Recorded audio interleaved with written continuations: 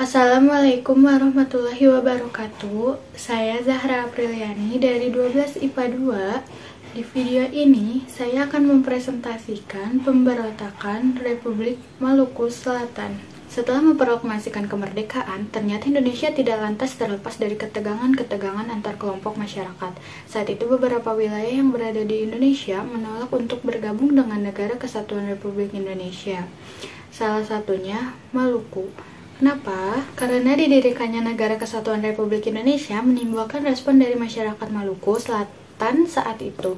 Seorang mantan Jaksa Agung Negara Indonesia Timur, Mr. Dr. Christian Robert Soumokil, memproklamasikan berdirinya Republik Maluku Selatan pada tanggal 25 April 1950. Hal ini merupakan bentuk penolakan atas didirikannya NKRI. Soumokil tidak setuju dengan penggabungan daerah-daerah negara Indonesia Timur ke dalam wilayah kekuasaan Republik Indonesia. Dengan mendirikan Republik Maluku Selatan, ia mencoba untuk melepas wilayah Maluku Tengah dan NIT dari Republik Indonesia Serikat. Berdirinya kelompok Maluku Selatan ini langsung menimbulkan respon pemerintah yang merasa kehadiran RMS ini bisa menjadi ancaman bagi keutuhan Republik Indonesia Serikat. Maka dari itu, pemerintah langsung ambil beberapa keputusan untuk langkah selanjutnya. Tindakan pertama yang dilakukan oleh pemerintah dengan menempuh jalan damai Dr. J. Lyman yang dikirim oleh pemerintah untuk menyampaikan permintaan perdamaian kepada RMS. Tentunya memujuk agar tetap bergabung dengan NKRI. Tetapi langkah pemerintah tersebut ditolak oleh Soumokil. Justru ia malah meminta bantuan, perhatian, juga pengakuan dari negara lain, terutama dari negara Belanda, Amerika Serikat, dan Komisi PBB untuk Indonesia.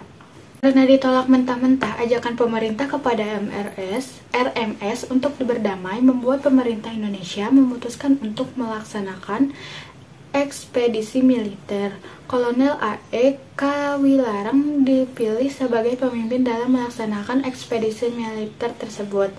Kalian tahu beliau itu siapa? Beliau itu adalah Panglima Tentara Teritorium Indonesia Timur. Ia dirasa mengerti dan paham bagaimana kondisi Indonesia di wilayah timur. Akhirnya, kota Ambon dapat dikuasai pada awal November 1950.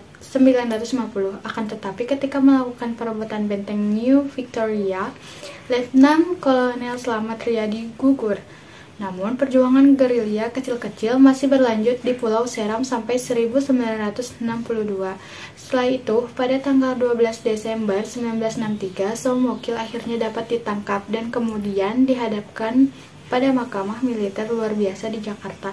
Berdasarkan keputusannya, Soumokil dijatuhi hukuman mati. Nah, setelah RMS mengalami kekalahan di Ambon serta Soumokil yang telah dijatuhkan hukum mati, pada akhirnya pemerintah RMS mulai mengungsi dari pulau-pulau yang ditempati sebelumnya dan membuat pemerintah dalam pengasingan di Belanda. Sebanyak 12.000 tentara Maluku bersama keluarganya berangkat ke Belanda setahun setelahnya.